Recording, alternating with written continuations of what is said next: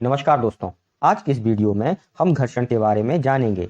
घर्षण यदि हम एक वस्तु को अन्य वस्तु के पृष्ठ पर सरकाएं अथवा सरकाने का प्रयास करें तो वस्तु की गति वस्तु तथा पृष्ठ के बीच किसी बंधन द्वारा अवरोधित होती है। यह अवरोध एक बल द्वारा व्यक्त किया जाता है जिसे घर्षण बल कहते हैं। घर्षण बल पृष्ठ के समानांतर तथा निर्देशित सापेक्ष गति की दिशा के विपरीत होता है। घर्षण के प्रकार। पहला, स्थैतिक घर्षण, वह विरोधी बल जो तब अस्तित्व में आता है जब एक वस्तु अन्य वस्तु के पृष्ठ पर फिसलने का प्रयास करती है परंतु वास्तव में गति प्रारंभ नहीं होती, स्थैतिक घर्षण कहलाता है। स्थैतिक घर्षण के महत्वपूर्ण बिंदु। पहला है, यदि आरोपित बल P है तथा वस्तु विराम में ही रहे तब स्थैतिक घर्षण F बराबर P।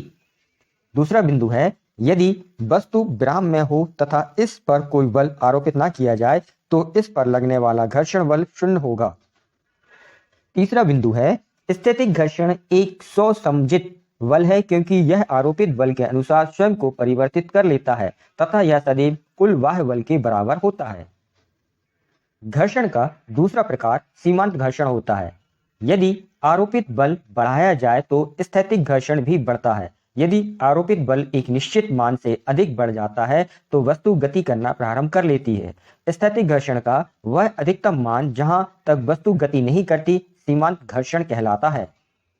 सीमांत घर्षण के महत्वपूर्ण बिंदु। पहला बिंदु है, संपर्क में रखी किन्हीं दो वस्तुओं के बीच सीमांत घर्षण का परिमाण उनके बीच अभिलंब प्रतिक्रिया बल के अनुक्रमानुपाती होता है। F समानुपाती R बराबर F बराबर म्यू R। दूसरा बिंदु है, सीमांत घर्षण बल की दिशा हमेशा उस दिशा के विपरीत होती है जिसमें एक वस्तु किसी अन्य वस्तु की सतह के ऊपर ठीक गति करने के लिए तैयार होती है। स्थैतिक घर्षण गुणांक म्यू को स्थैतिक घर्षण गुणांक कहते हैं तथा यह सीमांत घर्षण बल तथा अभिलंब प्रतिक्रिया बल का अनुपात होता है। स्थैतिक घर्षण गुणांक म्यू बराबर F बटे R। विमाएं m के ऊपर 0 की पावर, l के ऊपर 0 की पावर और t के ऊपर 0 की पावर, यह स्थैतिक घर्षण गुणांक की विमा है।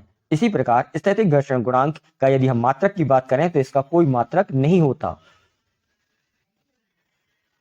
स्थैतिक घर्षण गुणांक का मान पदार्थ पर तथा संपर्क तलों की प्रगति पर निर्भर करता है, अर्थात वह सूखी है अथवा गीली, खुरदरी है अथवा चिकनी। अगला बिंदु है, म्यू का मान तलों के आभासी संपर्क क्षेत्रफल पर निर्भर नहीं करता है। घर्षण का तीसरा प्रकार गतिक घर्षण होता है। गतिक घर्षण यदि लगाया गया बल और अधिक बढ़ाया जाए तथा वस्तु गति करना प्रारंभ कर दे तो गति विरोधी घर्षण को गतिक घर्षण कहते हैं। इसका पहला बिंदु है, गतिक घर्षण अभिलंब प्रतिक्रिया बल पर निर्भर करता है। F के समानुपाती R बराबर अथवा F के बराबर म्यू के R, जहां म्यू के गतिक घर्षण गुणांक है। अगला बिंदु है, म्यू के का मान संपर्क तलों की प्रगति पर निर्भर करता है। तीसरा बिंदु है, गतिक घर्षण हमेशा सीमांत घर्षण से कम होता है। F के छोटा है FL से। गतिक घर्षण के प्रकार। पहला है, सर्पी घर्षण, वह विरोधी बल जो तब अस्तित्व में आता है जब एक वस्तु दूसरे के पृष्ठ पर वास्तव में सरकती है, सर्पी घर्षण कहलाता है। उदाहरण के लिए क्षैतिज टेबल पर गति करता हुआ गुटका।